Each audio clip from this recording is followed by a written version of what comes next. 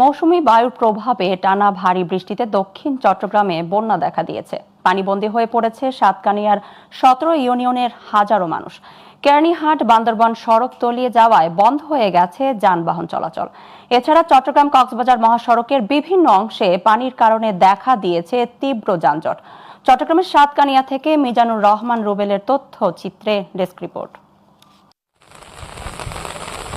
টানা বৃষ্টিতে চট্টগ্রামের সাতকানিয়া উপজেলার 17টি ইউনিয়ন এবং পৌরসভায় বন্যা দেখা দিয়েছে। টানা বর্ষণ ও পাহাড়ি ঢলে ডলু, সাঙ্গু নদী এবং হাঙ্গর খালের পানি বৃদ্ধি পাওয়ায় বিস্তীর্ণ এলাকায় বন্যা দেখা দিয়েছে। দুর্গত এলাকায় পুরোপুরি স্থবির হয়ে পড়েছে জনজীবন। টানা কয়েকদিন বৃষ্টির কারণে আর এলাকার যে এখন বেশি পানি হয়ে বেশি পানি আনার কারণে বাড়ি ঘরে পানি ঢুকছে গই এখন আর যাবে হাত দিয়ে নেই আর সরকারি ভাবে কিছু সাহায্য সহযোগিতা করলে বেশি উপকৃত হইবে। বন্যা হওয়ার পিছনে কারণ হচ্ছে হাঙ্গর কাল, এখানে সাঙ্গু নদী এবং দলখালের পানি বিপদসীমার উপরে অতিক্রম হওয়ার কারণে পানি বেড়ে গেছে এবং যদি এবং টানা বৃষ্টি যদি চলমান থাকে সম্ভাবনা পানি আরো বৃদ্ধি হওয়ার সম্ভাবনা রয়েছে।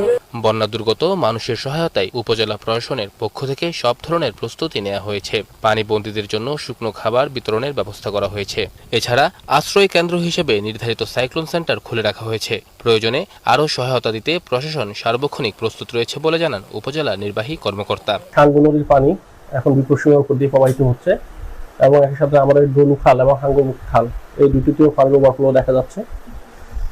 তো সার্বিক অবস্থা বিবেচনা করে ইতিমধ্যে আমরা আমাদের যে সেন্টারগুলো আশ্রয় কেন্দ্র সাইক্লোন সেন্টার আছে এগুলো খোলা রাখার ব্যবস্থা গ্রহণ করেছি।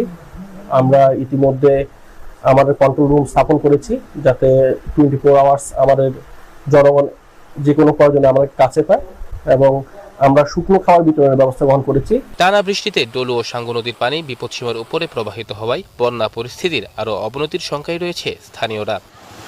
দোস্তির হাট। Global television news desk.